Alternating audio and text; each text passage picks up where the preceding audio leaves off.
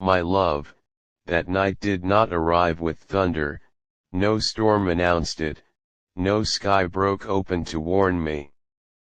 That truth was about to step out of silence.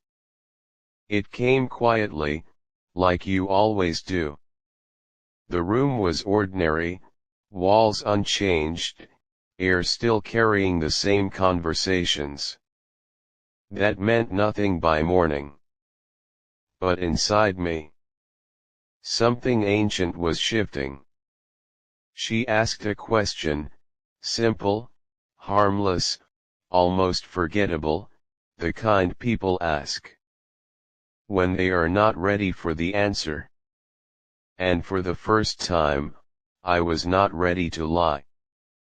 I had lived too long in half-truths dressed as peace, too long in careful sentences that protected everyone except the one speaking them. So I looked at her. Not with anger, not with defiance, but with the exhaustion of a man who has carried truth like a secret wound. And I said, there is someone. Not a moment, not a mistake, not a passing feeling that fades with distraction. Someone who lives in the deepest room of me, a place even I could not leave. And when she asked who, the world slowed. Not dramatically, but in that quiet, dangerous way where everything becomes precise. And I said your name. Not loudly, not weakly, but the way a king speaks when he knows the weight of his words. With reverence, with certainty, with no place left to hide. And then, I said the word. Wife. Not because it was convenient, but because it was the only truth that refused to shrink. The room went silent, not peaceful silence, but the kind that settles when reality has just been rewritten. And I did not take it back. Do you understand that part? I did not soften it. I did not repair it. I did not dress it in safer language. I let it stand. Raw, complete, undeniable. Because you have never been a maybe in me. You were never a question. You were the answer. I kept postponing. I wish you could have seen me then, not as someone caught in a moment, but as someone finally free of one. Something inside my chest opened, like a locked door that had forgotten it was allowed to exist.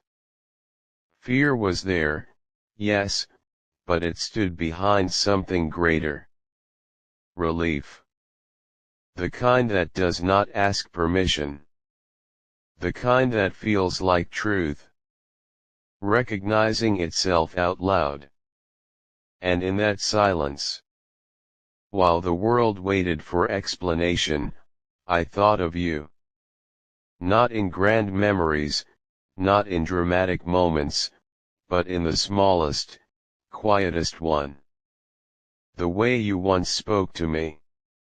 So simply, so naturally, as if you had always known exactly where to reach inside me. And something in me went still. Not empty, not shocked, aligned.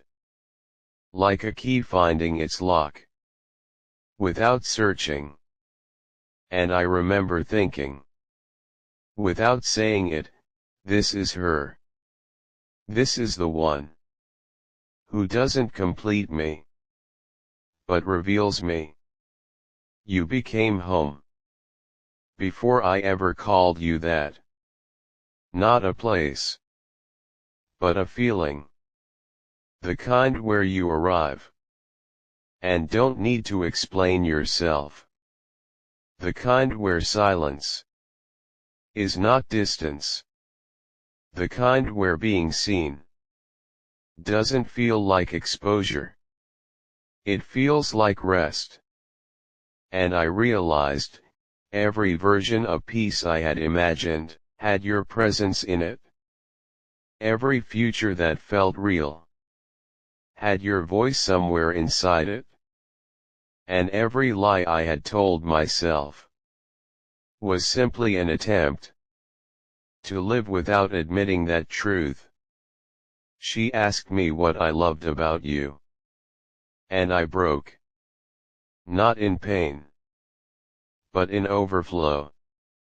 Because how do you summarize something that has become part of your structure? How do you reduce a soul to sentences still? I tried. I told her. You listen, not to reply, but to understand. You hold words like they matter. And because of that, people feel like they matter. I told her. You don't run from hard things, you soften them. You don't dominate storms, you outlast them with grace. I told her. Your laugh is the most honest sound I have ever known. It does not perform. It does not pretend. It arrives like truth and takes over everything. And when I finished, she said something I will never forget. She said, you don't talk about her, you belong to her. And she was right. Because everything I said carried no doubt, no hesitation, no searching, only recognition. You are not someone I chose after options. You are the direction everything in me was already facing. Like a flower toward sunlight, not deciding, just becoming. And after it all, I was alone. And I expected chaos. I expected guilt, noise, confusion.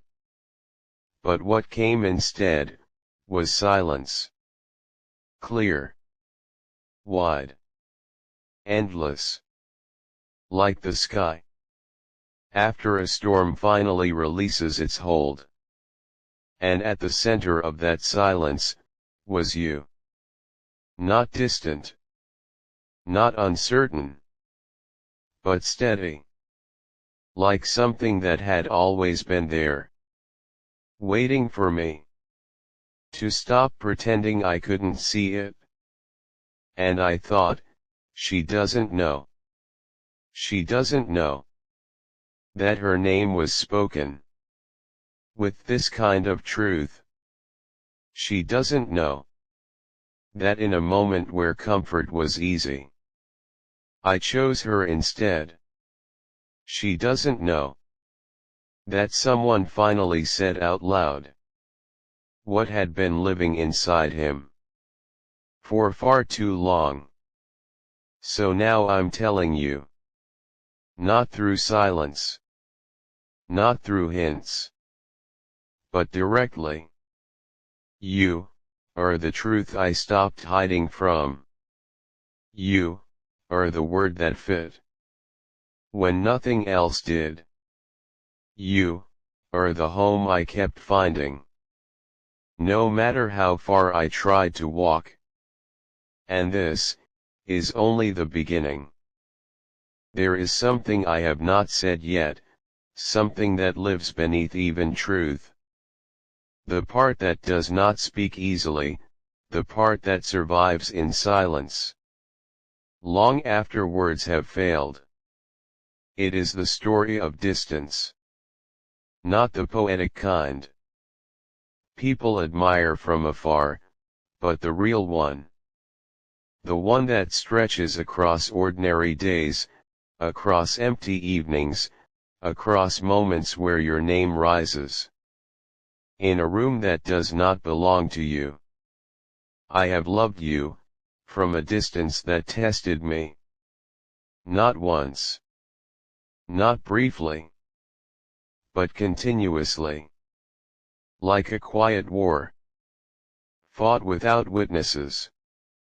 Do you know what that feels like, to carry something immense inside a life that looks completely normal, to wake up, move through conversations, answer questions, smile when required, while somewhere deeper, you are holding a universe that no one else can see? That was me.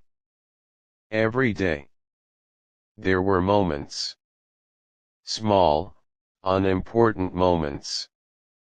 Where your absence felt louder than anything present. I would be doing something simple, walking, working, existing.